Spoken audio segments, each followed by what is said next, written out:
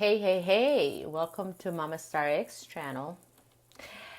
Well, in this particular time, I want to be able to provide you with a message from the Oracle of the Wisdom Keepers that relates to this portal of energy, which I would call a master angelical portal of energy that we're going to be crossing from the 2nd of February until the 22nd.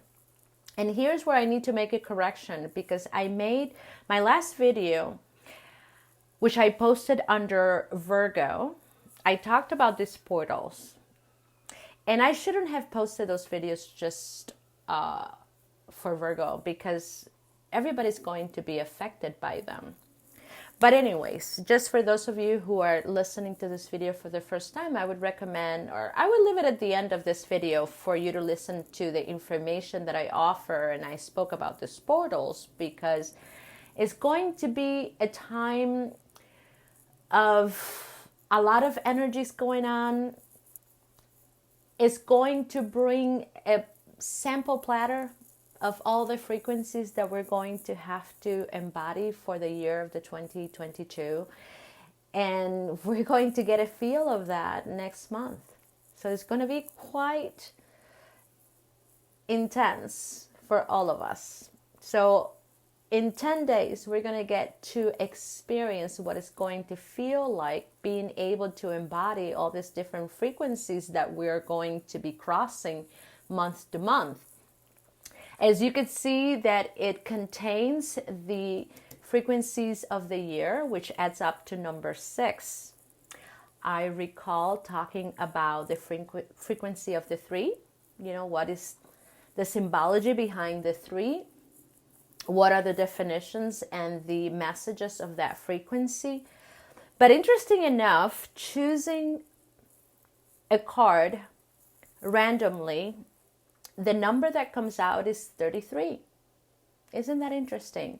And this is another perspective that we can use to help understand this concept of polarities as well as harmony.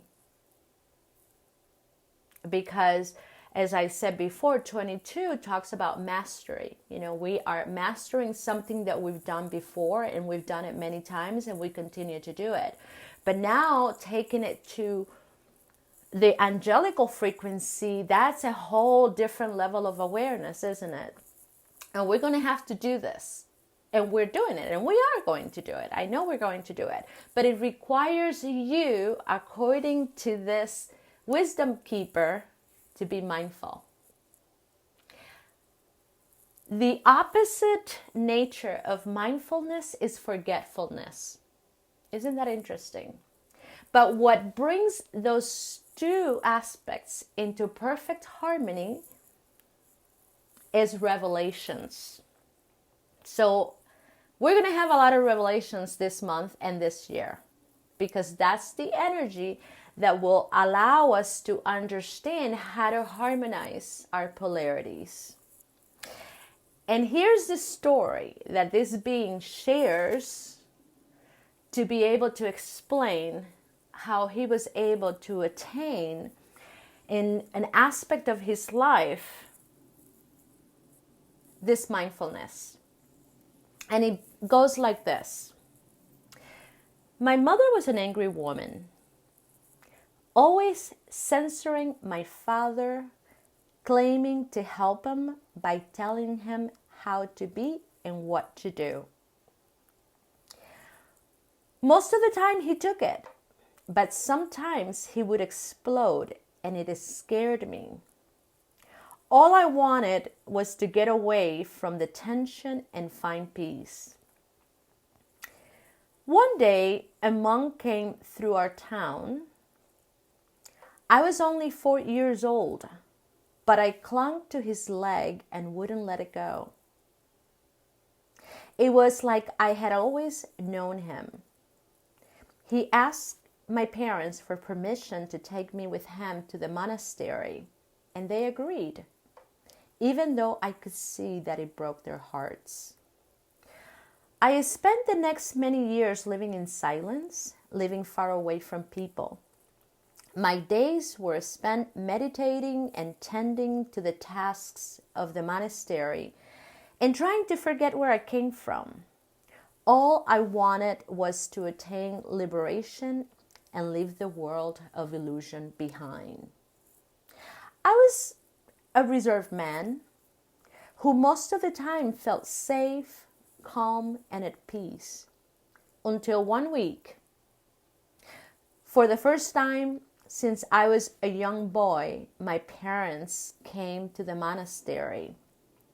Oh boy, my whole body recoiled, my heart raced, and I felt flooded by the intensity of feelings I had long forgotten. My teacher quickly stepped in. In a stern voice, he told me to be compassionate towards my parents and to tame my ego. In a way I have never done before, I raised my voice in anger at my teacher, defending myself against attack as if he were my mother, telling me what to do and how to be. And suddenly, as the heat infused my cheeks, I remembered. The anger I felt wasn't about my teacher or my parents. This story I was living out, this suffering that flooded my whole body, was as old as time itself. So I watched my blood boil and felt my heart break. Then I looked at my parents, now in old, tired bodies, and saw the pain and confusion in their eyes. That visit marked a turning point in my life and the end of my stay at that monastery. I was ready to remember and reclaim all that I was, am, and ever will be. It was time to return to the beautiful, messy world. So my gift to you, I'm here to help you remember and to release you from the prison of your emotional life. Even if you want to speed up the enlightenment, you can't. So give yourself plenty of permission to think, to feel, to desire, to react, to hide. Let nothing be forbidden. All I ask is that you be mindful of what you do. The first step in awakening is realizing that you've been asleep. So do not try to change your patterns or passion. Just recognize them. There I go again. Catch yourself forgetting your true nature. Learn to feel increasingly comfortable with discomfort. In time, you will naturally come to realize that something more wondrous than you can imagine is looking through your eyes, thinking through your mind, and living through your actions. In the end, all of life shall remember itself through you, and all that you will experience is the revelation of the eternal now. So let me ask you, how do you avoid intimacy? Do you hide behind your work, spiritual practice, or philosophies?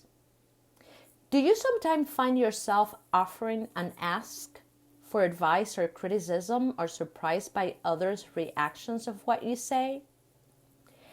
If you weren't worried about being enlightened, what feelings, desires, or need might you more easily see and own?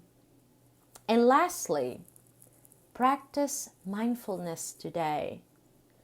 Simply watch your thoughts, impulses, and actions without trying to change them, redirect or censor them. Notice which ones are most difficult for you to look upon the neutral way. Notice which ones are most difficult for you to look upon with neutral compassion. Thank you so much for watching. The best of luck to you.